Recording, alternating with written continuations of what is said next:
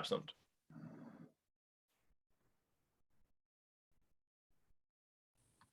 Good evening, Dr. Lamb. Good evening. How are just you? Making sure we weren't in the wrong place tonight. No, we're all here. I don't know. Some reason Zoom was a little bit wonky cranking up tonight. I hope everybody can get in. No, we're all in the right place, I hope. So I am excited.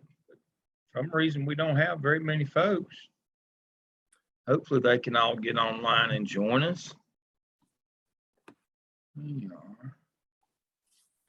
Well, I did notice on the Zoom session link, it does say April 21st for this session instead of April 13th.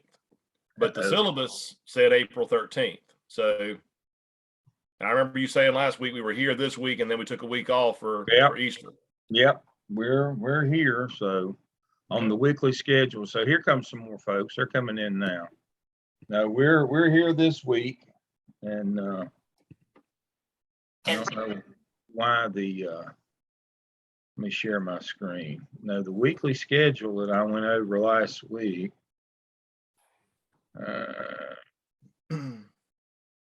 shows that we're here on April 13th, and then we're off next week for Easter.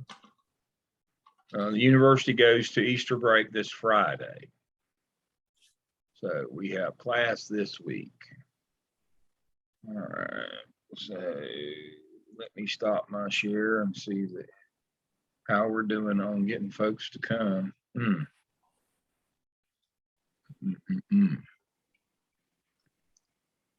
So we may have to do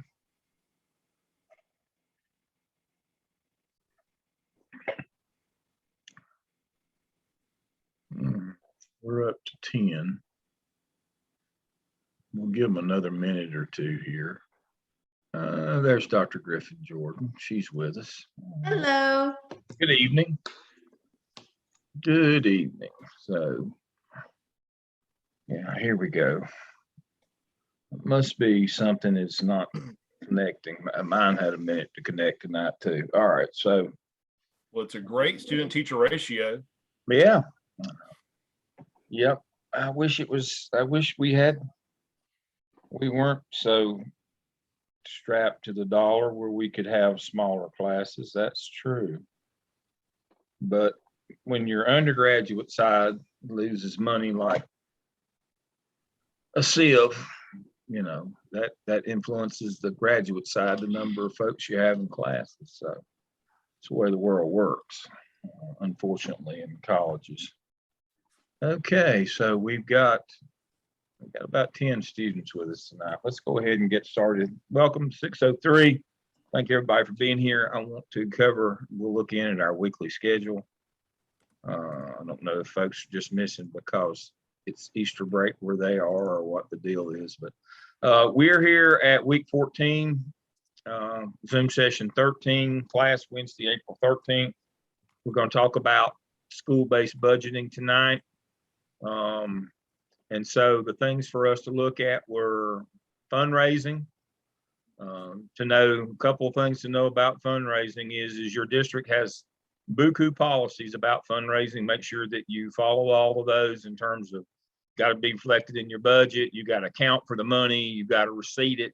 You got to do all those things. You can delegate it to some outside group, but you're responsible for fiscal control of that. Make sure that they follow the rules of accounting. The 5 most important steps in budgeting. That's about your process. Doesn't matter what they are as long as you have one. You have to have a process. And then obtain a copy of your budget. Does it have your federal money, your state money, your local money, and your school funds in it? You should be able to account for all of those, or you're required to account for all of those. So you need to make sure that you know that. So again, next week we're off, and then we'll do our final case study. Hopefully many of you are working on the CAP. A good many of you are, and you should be ending Easter break, you should finish the skip. You need to make sure you put yourself on that kind of timeline. So tonight we're going to hear from our principal experts. They've got many lessons designed. I'm quite sure that they're going to be quite good about the steps that they go through to develop a budget in their school with an eye to equity. And what that means is what kind of involvement they have from their school leadership team, school improvement team. That's a biggie in schools today, is making sure that you have an eye toward equity. It's actually written into the OMA task 1, as you saw this semester. The last thing that you were supposed to adjudicate at your school was not purchasing, but what role your school improvement team had in developing the budget. That's to make sure that you meet that equity piece. So I'm going to let our 2 resident principal experts decide who will go first. But we will hear from them, and you'll be able to ask them any questions that you would like to. I haven't taken too much of their time, so they've got 20 to 30 minutes each to tell you how they go about the budgeting process, not how to spend money or the balance sheet or any of that, but what is the process they go through at their school to develop that yearly budget. So which one of y'all want to dive in on the deep end? I'll go. Okay. Are you okay with that, Holloman? That's fine. Yes, ma'am. Share your screen and roll. We're excited. All right. Okay, so this is just interesting to me. So I spent a whole lot of time looking up a whole lot of data. I'm fortunate to be in a district that shares, and they're very transparent. So there's a lot of information that I was able to gather. One thing that you need to know, or one of many, before sitting down determining the budget of your school, is to know how budgeting is at your district level. So I wanted to share, let's see. And again, I've pulled a lot of information from the district.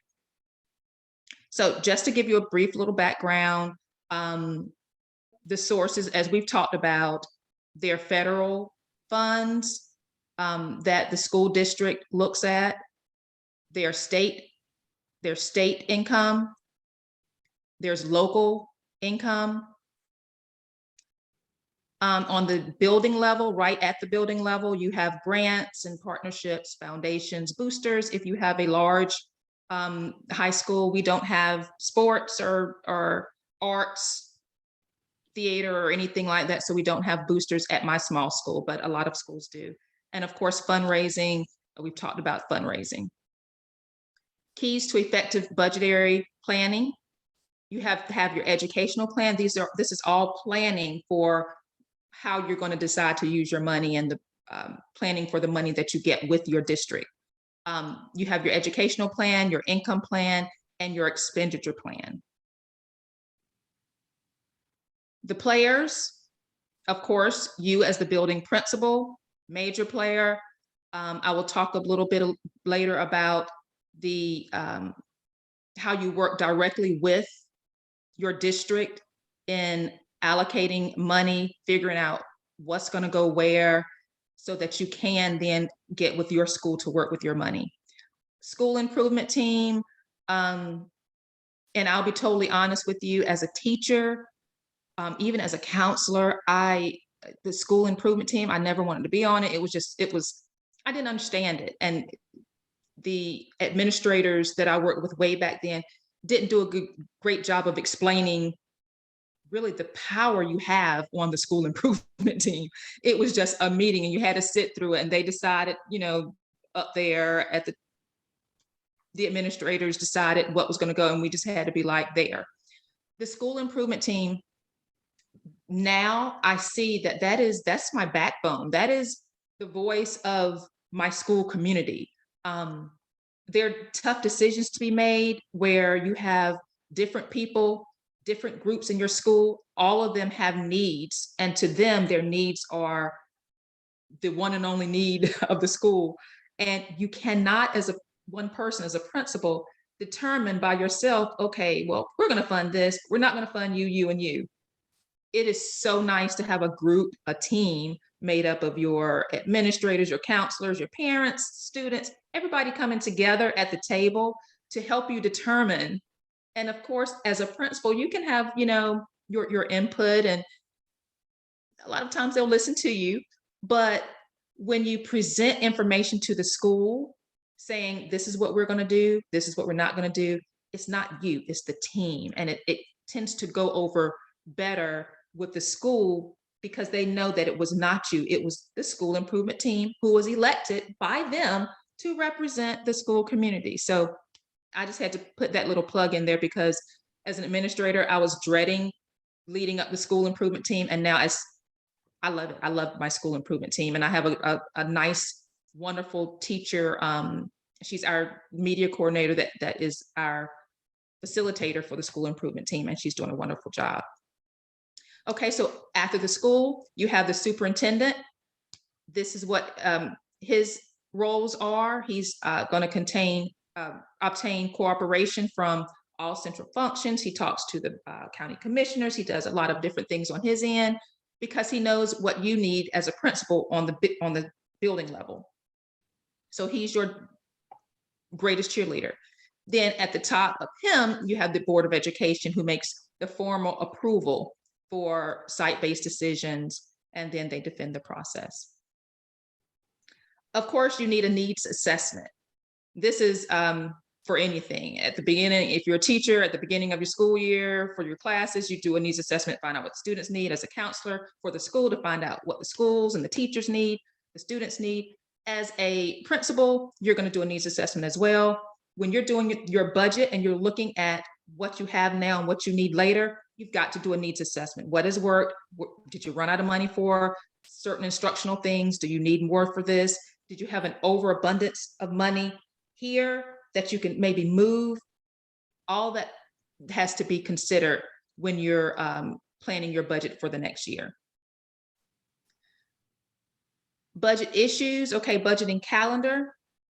The district does a projection of 5 years in the future. What I'm going to show you a little bit later is from the year to year, from this year to next year, but they do look out and they encourage us to look out too. And that honestly is looking at, you've got to know your staff.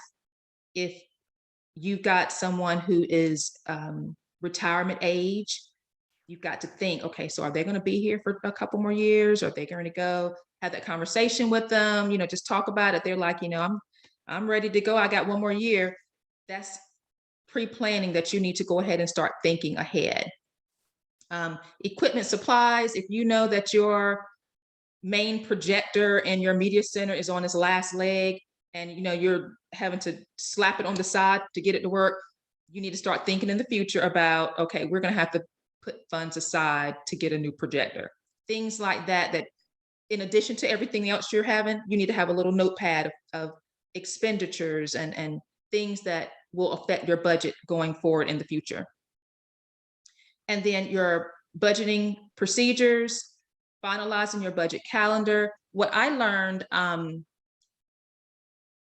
in Durham, they actually give us our money, about 60% or so of it, we go ahead and get right around the beginning of the school year. And then after the 20-day head count, they reassess. And if our projection, let's say a City of Medicine's projection was 357 students, they'll give us the funds to cover about 60% of that for 357 students and everything that we have. And then if we fall short after the 20-day head count, we don't get that 40% extra. We might get 32% because we fell short of what they projected us to have. So that's how Durham typically does the rolling over for the new fiscal year. Okay, so let's see. Next, I'm going to go into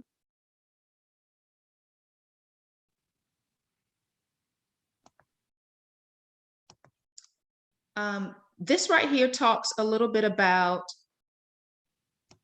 and I pulled this from the website. And you'll see why I'm showing you this a little bit later. Our COVID relief funds, we got a lot of money, and it is shown in the budget that the district has presented. You will be able to see how from this year to next year the numbers change.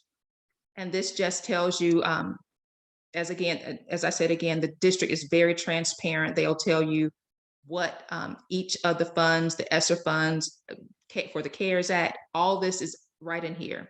So if you look at our CARES Act appropriations and expenditures, you'll see, for instance, fiscal year 2021 expenditures, total allotment was $11 million. We've spent in 2021, 8 million, 2021, 22, 3 million, and this is our remaining balance. So again, if you just kind of look through here, the total allotment is here, and then that first year, we spent a lot. But you can see here, they, like for the supplemental instructional services, they said they saved a lot from the first year, and they're back ending it. So there's a lot of number crunching and moving around in place, even though you can see that first year for COVID, of course, we spent the most money. But the money from the federal government now is dwindling down. And you will see that a little bit more as we have like 11% remaining from that. The CARES Act. Yes. Dr. Griffin-Jordan, is it my understanding that that money will all be gone after September? There are a couple of, I think I have it in here somewhere. Yeah, here it is. The fund's expiration date. This will be September of next year. There was one, did it show? Okay, yeah, this is this September. This money will be gone this September. Right. Then we have some more money. It's not quite as much, but this money will be gone September 2023. Right. And then we have this money down here that will be gone September 2024. And then that will wipe it out. Right. Totally. But if you go back a slide, the money that runs out this year is kind of more, how do I say this appropriately? It is less restricted. After this year, it's going to be very specific, targeted. You won't be able to use it, but just like for homeless children, for example. I think I saw that, but the bigger pots of money that you could find different uses for, that money goes away at the end of September. The next 2 years is going to be very specific items, and be very little locus of control in terms of what you can spend them on. Is that a fair thing to say? That is a fair thing to say. I do know this year, we talked about a little bit about in fundraising about the credit card, gift cards during one of our meetings. The district, we had a lot of money. It was even told to principals that we could issue certain gift cards, but the red tape was so much, I just didn't. And most of us were like, I just don't want to go through that.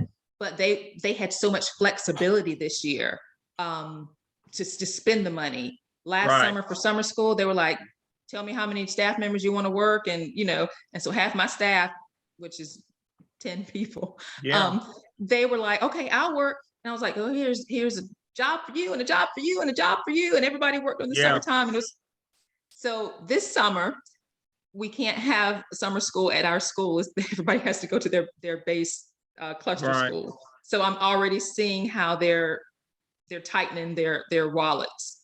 Well, one of my roles at Gardner Webb, I'm EPSC chair this year.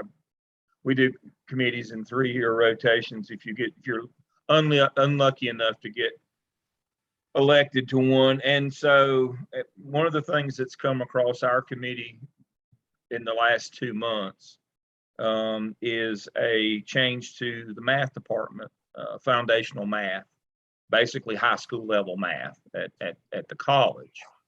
And because it is basically high school level, they're able to use some of this money for it, for the developmental math program. And they're going to be able to pay some folks out of, I think I want to say it's ESSER money for digital curricula, I guess is what it is. They're going to do Blackboard shells for some online courses but won't have instructors. It's competency based. Okay. And so they're So going to pay. self-paced? Yeah, self-paced, Okay. you know, like for high school kids. Mm-hmm. And so they're going to be able to pay them this summer. The problem is going to be that same function will exist next summer, except the money will be gone. I think the ESSER funds for that will be gone. If you click on the next 2 slides, I believe that you will see that does not exist next summer, nor does it exist. The ESSER 2 and 3, you will not see that same digital media or digital curricula there, nor will it be in the next year. And so the problem is as I have pointed out to them, you have encumbered money for the next so many years because you had money this year. What are you going to do next summer when these monies are gone? The monies that are left, as you can see, there are none of them here for K-12 for digital curricula. What are you going to do next summer when you need those shells built again? But these folks, remember, these folks, this is a first time for them to get this kind of money, which was really earmarked for public schools. But this is for, as I said, a high school level math, the developmental math, kind of an extension of early college into our college. And so therein lies your problem. You know, you've got to understand when you've got grant money, it will end eventually. And if you spend it on ongoing expenses, then it will be up to you as a district or as a school to find the money to keep funding that. So this is the perfect example of that. When you're creating budgets and you got to look at your funding source, is it going to be a consistent source? Is it going to run out? And so that's an excellent point. And it always starts out more money, fewer restrictions. And as the grant goes on, every one of them, the money funnels down and the restrictions collapse in on you as well. It always works that way, not just with COVID money. All grants work that way. They get more restrictive and less money as you go through them. And so the notion that this money is going to be here forever, or this grant lasts for 3 or 5 years, we'll have that same amount of money every year, that is not accurate. You got to get down in the weeds and see, this year I get this much and I can spend it on this.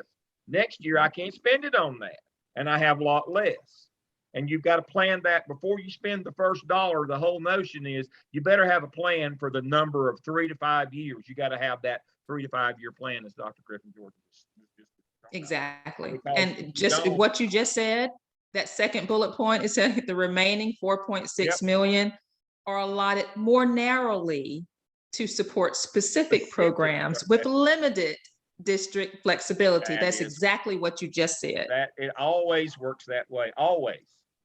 And so what you do is you get in trouble not having a long-term plan, and you make commitments in that first year that you can't follow through on years 2 through 5. And then that initiative that you were so in love with and that everybody thought was the best thing since sliced bread falls apart in year 2. Yep. And it all comes back to you and as the principal and your team. It comes back to you that you didn't plan ahead. Exactly. So you got to know that up front. You got to know that this is the way grants work. And so you got to get down in the weeds. What can I spend it on? Can I spend it on every year on that? Or we better get stuff this year that won't be an ongoing expense. What can we do to make sure that that whatever we start is sustainable and impactful. And those are two terms that I want to make sure that we understand. When we're looking at budgets, it's got to be sustainable and it needs to be impactful. And we're trying to And get this bang is- for the buck. I'm sorry to interrupt you. Oh, Go right ahead. no, I enjoy it. I'm enjoying this. I like looking at numbers and crunching numbers and figure and knowing. I just like the knowledge of knowing where it's coming from and why. Like, for instance, this year, our summer program, our orientation, we can't get transportation like we got last year. Right. And I'm like, okay, so how are my kids supposed to get there? It's like, but looking at this, I understand. The money's not there like it was last year. It funnels down, and your scope of what you can do funnels down with it. As the dollars dwindle, autonomy dwindles. It always works that way with grants. No matter Yes. where they're from, it always works that way. And so they've got money this summer to build blackboard shelves. Next summer, they're not going to have money. And I said, you need to be thinking now before you have us change the policy. See, they come to us about changing. Before we change the policy that says you got to deliver this stuff, you better think about it. Are you going to be able to fund it next year? Mm-hmm. You know, before you ask for a policy change, for me to get it through the committee and then get it voted on by the faculty, it's your responsibility as the sponsor of this bill to know that if you can keep on funding this. And they look at me like, what are you talking about? We got the money now. But this whole new developmental math system will fall apart without the funding next year. Exactly. So you need to make a better decision than this. And so I'm not the math department's favorite right now, but that's not my job. My job is to make sure that you understand the implications of changing policy without the money to support it. That's what my job is. And that's what the principal's job is. It's like being principal again with it's exactly what EPSC is. I'm guessing that it wasn't by chance that I'm doing this. It's exactly what a principal has to do. And it's the same exact thing. And if you don't know this stuff, it will not go well for you, and it won't go well for your school. More importantly, it won't go well for your students. Okay, so right here, this is operational. Of course, I just talked about the transportation component. You have your technology and facilities repairs. This one, you'll see this again. Actually, you'll see it when I show you my school's budget plan. Right here, 17.1 million for 100 temporary 2-year school-based positions all around the district. People were hired, math positions, counseling positions for COVID and SEL, 100 2-year positions. This coming school year will be the second year. After that, those positions are gone. So we received another counselor, and after this coming year, that position is gone. So me and all the other principals, we can either figure out how we can work around our budget to fund another 10-month position to keep whoever it is we got, or we let them go. So that's something, again, forethought in the back of your mind as you're budgeting and planning. What is the need? Some people hired an extra English teacher, or now that for 2 years they've had a nice English team. They're going to lose one. What do? So at the school level, that's something that you do have control of. You can shift and move things if you can, so that you can allot the funds for that position, but then you're going to be losing something else. So it's a balance game that you're going to have to play and think about it. So in Durham, they let you do position swaps. Say Now, again? they let you do position swaps.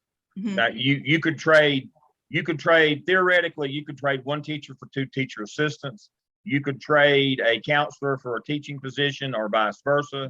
Assistant Um, principal, you can trade an assistant principal for something or vice versa. Yeah, an instructional support Mhm. person or something like that. So your district allows trades.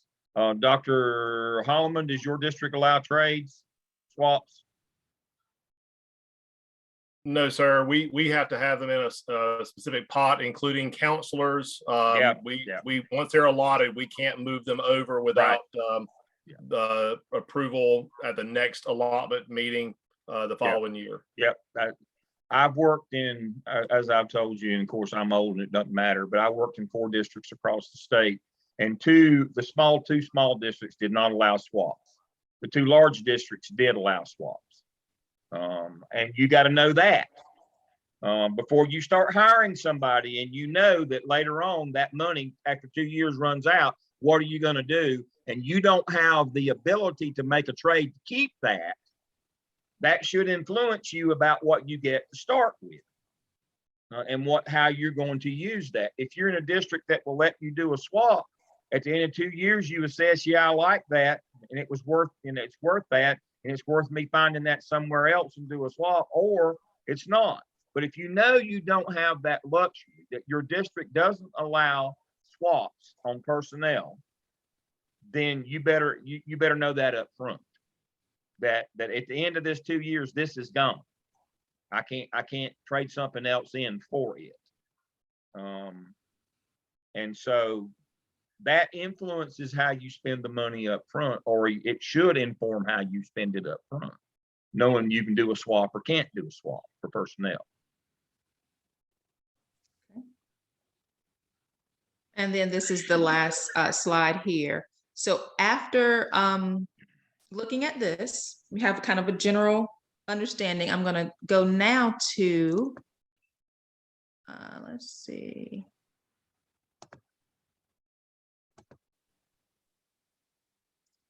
Okay, so this is the breakdown of state, local, federal, capital outlay, child nutrition grants, and other specific revenue. Oops, sorry. And again, I'm getting all this is out there for the district, for us from the district. If you look right here, federal, we just finished talking about federal. Our budget was almost $200 million. Right. And now that's for this year. Next year, 150 million. Yeah. So you see how much less, usually when you go forward, you get more money. Look how much is dwindling down. We are a little bit less for the state. The state gives us monies as well. Local, that's where our superintendent and board of education, everybody, that's where they're working with other resources and trying to supplement some of the losses. So we did a little bit. We went up with our local funding, but not quite enough to supplement all that we've lost. But it's just really interesting. Even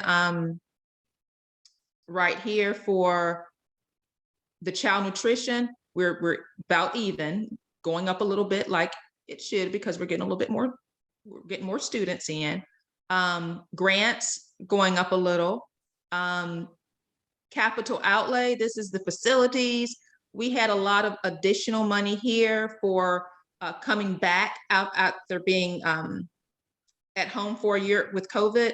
We had to clean facilities. We had a whole bunch of different things that we had to do to get the facilities back right this year. So the money's gone down a little bit for the capital outlay as well. Okay, and then let's see. And then that's just another look at it.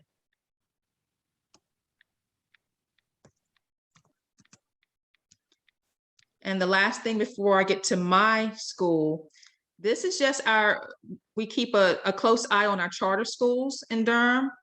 As you can see, the charter schools for the last 10 years, they've doubled enrollment from 3,500 to 7,500. And if you notice, our enrollment has gone down a couple thousand. So we're hoping to recover some of those students back. And if you look here, this is our enrollment projections. So this is my school right here, City of Medicine Academy. We have 9th through 12th. We get 100 ninth graders in every year, and that's the only grade level we take in. So our projected enrollment is 357. This year's enrollment is 352. So what does that mean? That means I should be good because my projected enrollment is more than what my current enrollment is. They're thinking that we're going to go up by about 5 students. So I should not lose a position or a teacher or anything. So that's really what that means. And if you look at some of these others, they're currently at 831. Their projection is 773. They're going to be having some discussions at their allotment meeting because their enrollment has drastically decreased. When your enrollment decreases that much, that's positions. Yeah. Simple and plain, that's positions, and there's nothing you can do about it because you don't have, you're missing 60, almost 60 students. That's a couple of teachers right there. Mm-hmm. Okay, so now this is my school.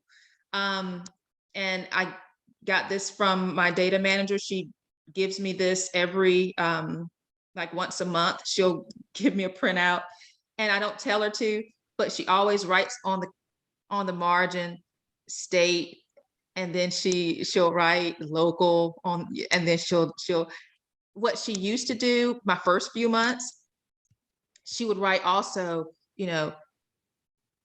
don't touch, can't spend. I mean, she'll write all these little notes on the side.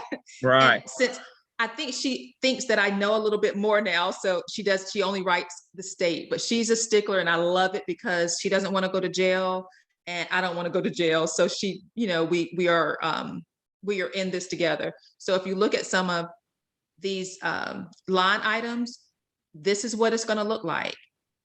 You have everything from like here's for local funds. These are some of the things that you can move within your little areas. Supplies and materials, furniture, equipment. We have, we get money from our Duke partners. So magnet schools, just being a magnet school, we get $1,000 so that we can spend it on our magnet needs. DPS Foundation, here are all the grants that we get. We get quite Duke Neighborhood Fund. We get quite a lot of grants within our school, Durham New School. So this is our full budget. And so I know from month to month what we have left to spend. If we're going to a conference, we want to go to the Model Schools Conference this summer. We'll know what the line item is for, workshop expenses. And we've used that line item up. Travel, non-workshop, rentals, leases, just different things like that can be moved right within that small area. Now this right here is another thing that she gives me. This end date was 4/13, so this is today. This is very recent. It gives us our balances for different things or different items. Here's textbooks, behavior support,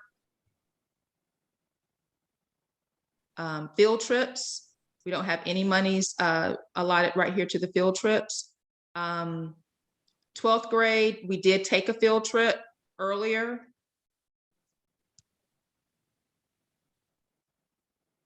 And as you can see for this month, you see a lot of zeros. That means we have not done anything under that line item. You notice, folks, that every fundraiser that she has, everything that brings in money has to be a line item. Battle of the Books, a dance, you know, some club, all those kinds of things. Everything that brings money in has to be reflected in this. You're talking about the public will, the public trust here. You have to account for every penny, every penny. And let me tell you about this. This is something that we just dealt with. For instance, my National Honor Society person left. We didn't have it this year. We have a line item. They have $294. That's still the balance. We're not going to mess with it because next year I'm going to have a National Honor Society. Don't know who's going to lead it, but we're going to work it out because I think every school needs to have a National Honor Society. Mm-hmm. FBLA, this had started a long time ago. They did Duke concessions and raised a ton of money, but for years now, we have not had FBLA. We are more of a HOSA school. Right. This is right here because we're health occupation. So our students gravitated to HOSA and other organizations, and nobody picked FBLA back up. So for years, it's been sitting there. This year, we talked to the people at payroll and at the district level, not payroll, but the district level. And you see this in parentheses, we were able to move those funds, and I'm not sure, I didn't look beforehand to see where it was. I think it went into general, but we were able to move those funds because it's been sitting there for years and we don't anticipate having that club anymore. Mm-hmm. So that's where under this transfer, that money was transferred out of that line item. And this, the bookkeeper's been there for 8 years. She said she thinks the first year she was there, they had an SOS club. She said, I'm not sure what it meant, but we transferred that out as well because nobody knew what the SOS club was. Okay, so that's just a couple of things that you'll need to know for there. This was my allotment meeting that I attended. Everything in yellow means I'm over my allotment. So according to them, I'm over a half a teacher. If you remember when we looked earlier, that one position, my guidance counselor, my school counselor, that's going to be gone after next year. That's already in there. It says I'm allotted to have one, but I actually have two. So I'm one over. So that's where that comes in at. And then this is custodial social worker 0.1, because he comes 3 days a week, 3 full days. They're saying that he should come 2 days and 3 periods. I'm not sure. But after talking with them, of course, you have to advocate for yourself in these meetings. Everything is fine. So nothing was taken from me. These, like the EC and additional support, most of these are shared between schools. Like my social worker, I share him. I share the EC support. And then there's one teacher that is, let's see, allotted 15.5. And so it's a half a position over, a half a position. So that was my allotment meeting. We went through, you'll have something like this. When you go for your allotment meeting, it'll have all of your teachers tell you how long, how many months they work, and the percent of employment they are with you. And then that's how you get that number. And then lastly, this is the same. This breaks it down by your positions, 24 positions, months of employment, 95, and the amount that the district is allotting you for those positions. And so you have all this down here. This is everyone's pretty much for each of the different jobs you have, how much money is allotted for them. Okay. Thank you. So that is me. All right. One point that I want to make, and it's kind of a minor point Dr. Griffin Jordan alluded to. But as a principal, you kind of need to make sure that you understand. That's Newton's law of motion. Things in motion tend to stay in motion. Things at rest tend to stay at rest. If you have shut your building down, or if you don't use things around your building for a long period of time, like mechanical things or electronic things like computers, and they've been at rest for a long period of time, you better make sure you budget for when you turn them all back on. Some of them won't come back on. And you would be amazed at a large school level, or for me, when I was in charge of that side of the business for a large district, you'll be amazed at how many millions of dollars of stuff that is. And so you need to understand that those are the kind, you got to think that it's just an example of think ahead kind of thing. You have to know what you don't know sometimes, but you have to think ahead. Talk to people, talk to other principals that have been there longer. Talk to folks, your bookkeeper, what have been our traditional expenses. Talk to your school improvement team. What have we been spending money on? The whole notion here is you got to think ahead, that you got to anticipate that things are going to not always go exactly as you want them to go. And you got to leave some margin. You got to leave some margin in your budget for those unexpected things. Dr. Hallman, the floor is yours. Oh, by the way, the slideshow that Dr. Griffin Jordan started with tonight, that is in your shell for tonight's lesson. Dr. Hallman, pardon me, go right ahead. No, sir. And I'll share the links for mine when we're done.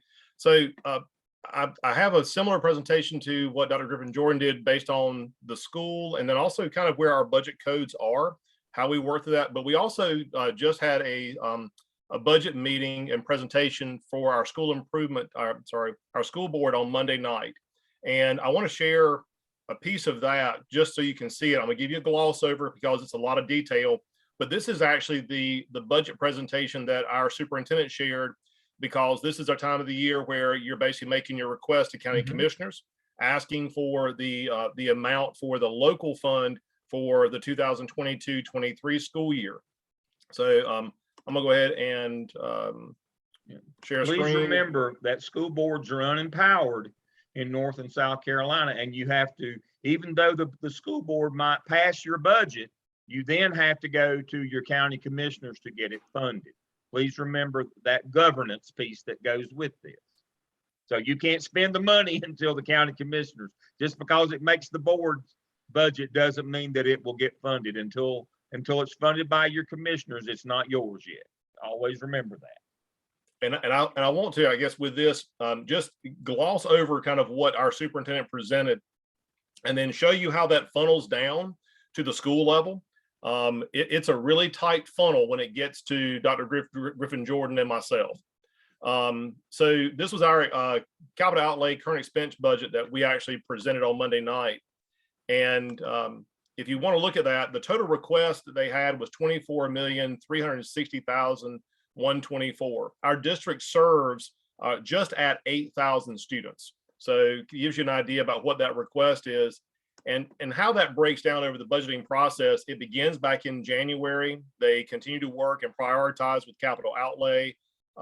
They work with local current expense budget. They make other requisitions. They're looking at work sessions with ESSER funds. What can they use to backfill possibly for positions, and maybe even other items that are there. They outlined priorities that they had for the district. They talked about, expanding early opportunities for students, how they're going to support that, targeting high school programming. I mean, these are the things that they're sharing because they're trying to build support with the county commissioners, so the county commissioners will say yes to their request for funding. They also connected all the new ESSER funding that was there to the district goals. So the goals were there for, whether it's graduating prepared for college, career, life, and beyond, which does impact high school students, unless you want to talk about that piece right there. Students will demonstrate proficiency in core areas, actively recruit and support high quality teachers. I mean, every single one of our goals for our district in our strategic plan are also linked to a budget item. So this is big picture district budget, which really is similar to what we do at the school level. Then it starts to get down to a little bit more of the actual funding request. Well, after all things are said and done, the funding request still remain for the county commissioners at basically $1.5 million. It shifted some things from capital outlay into eligible ESSER funds. They're trying to show fiscal management there. They're trying to show that they are being good stewards of the money being provided by the county commissioners. They're talking about some of the needs that are there, whether it's, in this technology devices, we're a one-to-one district, and how they're going to work with some of that, including some shifting of funds to ESSER, because those funds are running out, but they are still available. And there's some very limited ways to use them. They shared all of the specific capital outlay requirements that they had proposed, things that are to be done. Well, this process began back in January of 2022. What are the requests for next year for schools? What wasn't finished from last year's, capital outlay list, and then anything that may have happened. So if a chiller goes out of school, they're including that. And then they break down, basically the allocation by purpose. So how much of it is, instructional supply, system-wide support services, employee benefits. This is kind of that big picture of where Dr. Griffin Jordan was talking about just at the school level. We get the positions, but this is how the trickle down occurs back to us. How those different areas are broken down by current expense balances in the budget, whether it's the actual like non-program charges and transfers. I mean, that is an amazing amount of money. Think about it, 51% of the overall amount there that we have. That is all the things that occur with personnel, other items that go in with that. And these are just the expenses that we have as a district. I'm going to gloss through them. This is one that comes in with charter schools. They bring that up. They show you the impact of charter schools over the years, how much that has impacted the county, because they're going to request that amount to be continued covered by the county commissioners. They want to explain to them why that is important. And then it breaks down again even more with the charter school budget, the responses that they've had as far as which schools are taking how many students total in the county, the comparison they have for funding from the request of funds from 2021-22, trying to keep it wherever it can be as close as possible. And for us at the school level, all of these numbers, as they're building this case to request money, when I tell you every $200,000, $300,000 matters, because that local current expense budget, that's where we at the school level get a lot of our funds. And I'll show you where they break down for our school specifically in our next steps. This is Franklin High School's 2021-22 allotment. So this is how much money out of all of those discussions they had that we actually receive at the school level. So if you want to take a look at this, this is for really actually more than 69 teachers. They remove out of that EC teachers that we have on our campus. But for our school, our total amount that we receive at the school level is right at $30,000 in state support. The copier expense that's listed there at $15,000 on the very bottom, that was actually removed this year because the district took over copying costs. So then we received $10,000 out of local instructional budget. I have another $7,000 in a local principal budget. Then we have athletics and band, and they have one called parking, but that's actually money that we have to raise by charging for parking. So it's actually not money given to us. It says 84,000 is how much we actually receive at the school level, but when you break that down, it's actually allocated into band or athletics. Very little is actually in what I would be able to use at the school level for students. So truthfully, my dollar amount is about 47,000 that I would have at the school level to spend for all of our instructional supplies that we would need, any graphing calculators, anything else you can think of that might be there. All of that is out of that $47,000. And when I tell you that requires budgeting, graphing calculators for one class set is $3,000. Art supplies for us will run somewhere around probably $4,000 or $5,000 a year. So when we're doing that, we then have to break that piece down where this money is in another set. So let me pull up the other presentation that's actually the one I was going to share with you regarding our budgeting. And I'm going to try to go through it fast since we're already approaching the 8 o'clock hour.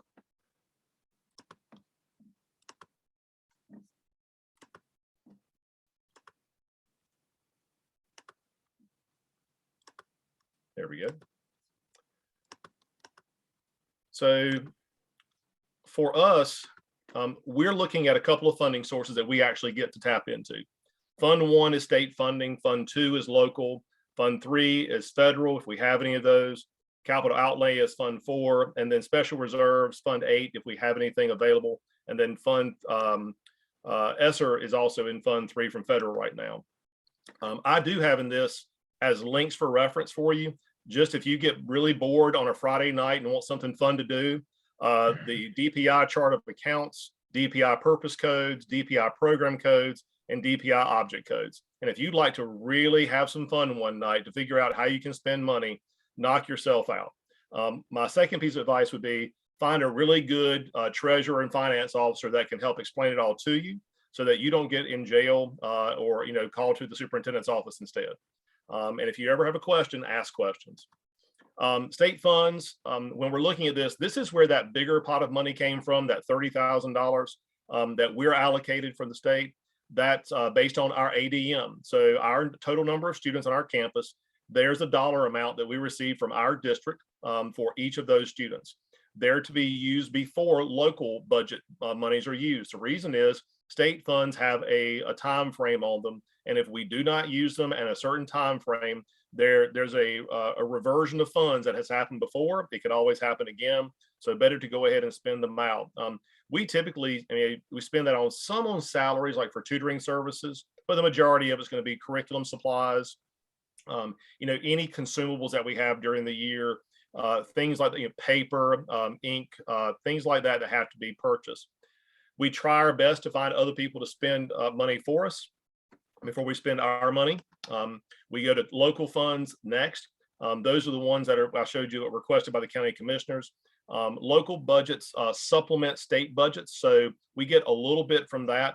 That is also where our athletic funds come from, band funds. So local money supports local programs. They typically use those after state funds. And then again, there's a needed expense allotment. So sometimes you have to use a state fund in that, and cannot use much of this for salaries because there's just not enough in that pot of money.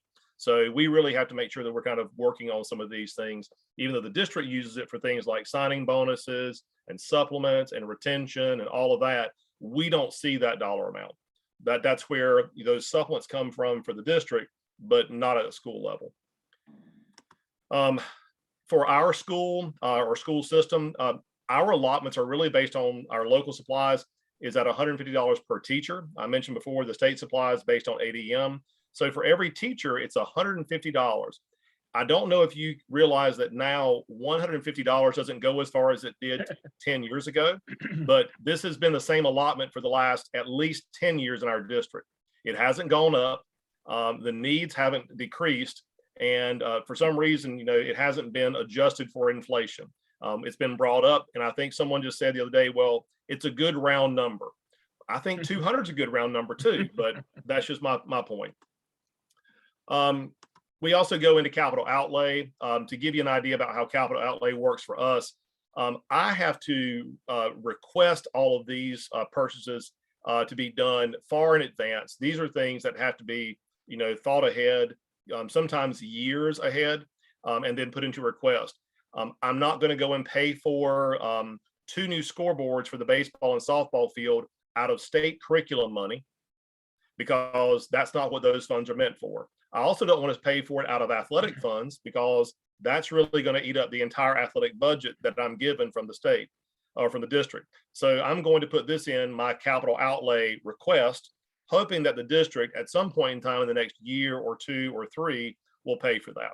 So you have to be a little bit, peculiar and particular about how you're doing that. Special projects for facilities, major repairs, these all go through capital outlay. So this is kind of a side piece that you don't really worry about as a principal, paying for things out of your school funds, but you do need to make sure that you know how to get them, because if you don't put your request out there, if you don't request it, you will never get it. So see how that would work out for you. We work through the next funding piece for us is in the thing we talked about with being Fund 3. Right now, Title I, Exceptional Children, CTE, and ESSER are all those Fund 3 codes.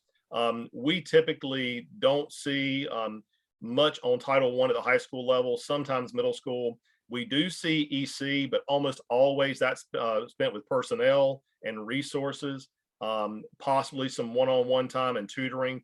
We don't see a lot of that coming with any type of consumables for our students. And then everything we do regarding CTE is a separate budgeting process that the CTE director runs with the CTE teachers, and they have to again provide their needs list, wants and wishes at the same process there. The ESSER funds were limited, and we actually have two forms we use this year, and I put both of those on here. One was an ESSER funding request, long form survey, and then another one was a short one with a prior conversation. This was used in the very beginning of ESSER when funds were more plentiful and had less restrictions. They were trying to find ways to spend the money. Those forms are no longer active. They're no longer using those because those funds are already tapered off and gone and had to be allocated by, I believe, April the 31st of this year, or had to be encumbered by that date, which meant it had to be ordered and everything done back in February. So this is already off the table for us as principals. We had it earlier, and even now, that fund dried up very quickly. And then that also pulls into what they call micro purchasing. That's up to $10,000. Those were things like for our school, I wrote one for new laundry equipment for the athletic program and for the culinary lab. Ours was 10 years old. We had it on capital outlay for years and it was never funded. And it was funded through ESSER funds. We were very specific in how it was going to be used. And we received $16,000, which was again that small purchase threshold with the quotes required. And we received new washers and dryers for our athletic programs and for the culinary lab. I could have kept it in capital outlay for years and never gotten it funded, but this allowed me to kind of find another vehicle to work with that. These are things you learn by asking, learn by listening. And I think I submitted 3 proposals and I got 2 of them funded. One was for the laundry equipment, one was for picnic tables. That will no longer happen. That money is gone. It was a get it while it's good. And I did. It's one of those moments where I wish I had thought about doing the $250,000 request. But I couldn't think of anything that would cost that much that would be approved. And my Ford F-150 pickup truck that I proposed, they didn't want to buy me that either. Special reserves, this is where we talk about donations, grants. Usually there's a threshold of $5,000. It can go above that. This is typically where we receive funding that stays at the school level, but if we ever receive something at the district level, like a grant, then it goes into this funding. I can't touch it once it's in that line item. It stays there, especially if it's a grant funded by an outside organization. Versus a donation. Sometimes it's earmarked, sometimes it's not, and we end up using that. Additional funding sources. This has been a big thing recently. Crowdfunding, the email type of thing we talked about, fundraising, donation, grants, ticket sales, gift cards. All of that typically stays in the school's budget, and it typically flows in wherever it's donated from or it's raised from, whether it's for a specific sports team or if it's for athletics, then it stays there. Sometimes we get donations for academic programs like our art program, music program, drama and theater. They'll receive that, band, but for the most part, they'll come through athletics or a booster club of some kind. And then we have to make sure that we maintain how we are receiving that, which is again the pre-approval form. We actually have to follow these requirements. These are all in policy for us. One is crowdfunding on behalf of school system or the school itself. Another is grants and funding for special projects. We have to follow that policy. And another is for gifts and bequests. So if we are requesting any money, do anything like that, we have to follow all of these policies and make sure that we're just doing those things and reporting everything to finance. What they don't want is they don't want money being raised in the name of Franklin County Schools that in some way supplants another request being made by the superintendent or the district. So we don't need to go out and ask for money. to pay for brand new band uniforms if the district just made a presentation to the school board about buying all schools new band uniforms. So we have to make sure all these things are in writing. Rarely is there ever a problem, but it is one more thing to just remember that you have to do before you go out and start asking people for money. So our budget development process at the school level, and I think Dr. Griffin Jordan talked about this, ours is a zero-based budgeting. At the end of the day, we don't want a single dollar left over. In fact, this year, I think we ended up at the school level out of our somewhere around probably $83,000 that we had. After all of it was done, I think we had $2.17, 16 cents left over. And if I could have found a way to spend that, I would have. And it just happened to work out that numbers just happened to be exactly where they need to be. Usually we dip into our school-based funds to cover the amount that's there. So we are actually truly at zero. And this year we just didn't do that because we were so close. We do all of that, really by the account code. We spend it in the pocket that it's intended. I meet with the school improvement team throughout the summer. The department chairs are there. We are talking about needs, wants, and wishes as we do that. And all of those purchases are based on the students and the curriculum needs in each area. Some areas need less, some areas need more. An example would be our weight room this year needed to have some equipment updates that were done there. I was very fortunate to have our district pay for those, even though it's an academic area used during the day. They gave us about $10,000 to use on purchasing equipment for that area. That meant I didn't have to spend that out of a curriculum area, because $10,000 for a weight room equipment doesn't go very far, but it goes a long ways in an English classroom. So try to make sure that we're working through that, and how can I find in their needs and wants and wishes, where does that money need to come from? We did that a lot this year. In fact, I think I probably was able to get more this year than any other year, most likely because ESSER funds were available. The district was able to backfill some textbook requests, some technology requests. They also helped with some simple things that we needed to have done. And again, you ask questions before you write a check and get a purchase order and you commit your money.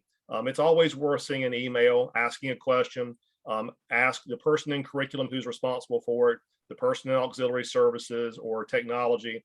Is there any funding available? Is there another way I can get this? And then, all of those funds that we then spend are based on the school funds that we've been allotted. There is no other pot of money. Once that well is dried, it's over. For me, the monitoring piece, that is my responsibility. It could be the director. If there's a director involved, like CTE, we work together in that. Finance monitors also, every single purchase order that we do, we have that initial budget entry that we have to submit. Then we have to provide those budget resolutions. Then we have to do the mid-year review of our accounts. And then a spending deadline for us is almost always the last day of March. This year it went into, I think, April 1st, because that was Friday, which I thought was an ironic day to have everything spent by anyway. And then lastly, as we're wrapping up, the reminders, requisitions. This is that part that'll get people in trouble quickly. You may have a department chair who decides that they're going to bring in a textbook rep, and they're going to, on behalf of the English department and the school improvement team, go ahead and sign an agreement so that we now become, have a digital license for new English textbooks for next school year. The bill doesn't come in until after the supplies show up, typically. You don't get a call from the vendor, nothing like that happens. And then you get a bill for $700 per classroom, which is fine until you start to realize, well, they're actually going to fund 30 classrooms.